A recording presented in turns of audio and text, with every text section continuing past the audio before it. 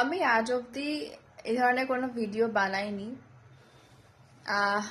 ভেবেছিলাম কখনো এই ধরনের কোনো ভিডিও বানাতে লাগবে না ভাই, এখনকার দিনে যা সবাই যেটা করে সেটা যে আমাকেও করতে হবে সেটা না, বাট আমার মনে হলো যে এবার করতে হবে ভিডিওটা।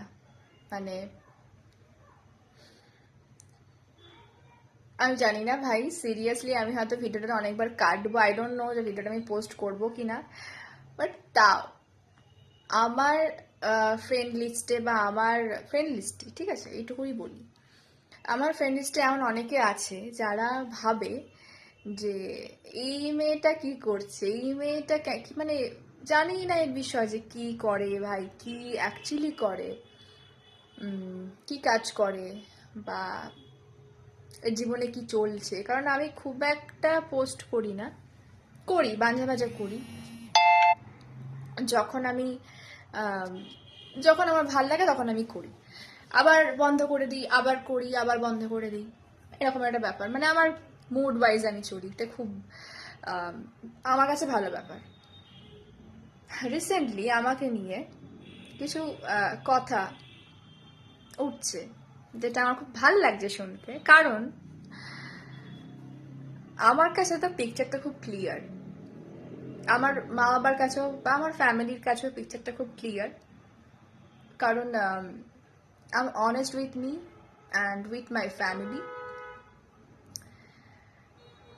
সেলিব্রিটি না হয়েও যদি সেলিব্রিটিদের মতন সমালোচনায় থাকতে পারি, কারণ তাদের কাছে আমি ভাই সেলিব্রিটি, বিকজ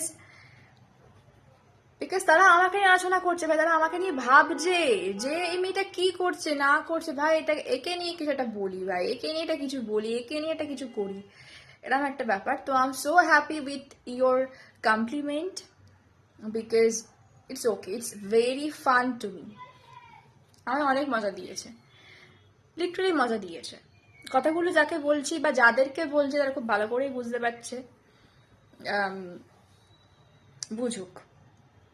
কারণ আমি কাউকে ভয় পাই না লিটারালি, আর আমার খুব মজা লেগেছে ভাই কথাগুলো শুনে। বাট হ্যাঁ, কথাগুলো কি সেটা আমি এখন বলতে পারবো না, বলবো after this video. I will reveal, কোনো একটা দিন আমি তোমাকে সবাইকে বলবো যে কি কথা ছিল বা কি কথা বলেছে আমাকে নিয়ে। বাট হয় না, যেটা আমি করিনি, কোনোদিনও করবো বলে তো মনে হয়নি, সেটা নিয়ে ভাই যখন কেউ বলে হ্যাঁ এটা তো করেছে, তখন সত্যি খুব মজা লাগে। কারণ আমাকে নিয়ে ভাবছে ভাই, টাইম দিচ্ছে আমাকে ভাবার জন্য। সো ইটস মানে এটা তো আমার জন্য খুব প্রাউডের ব্যাপার, তাই না? যে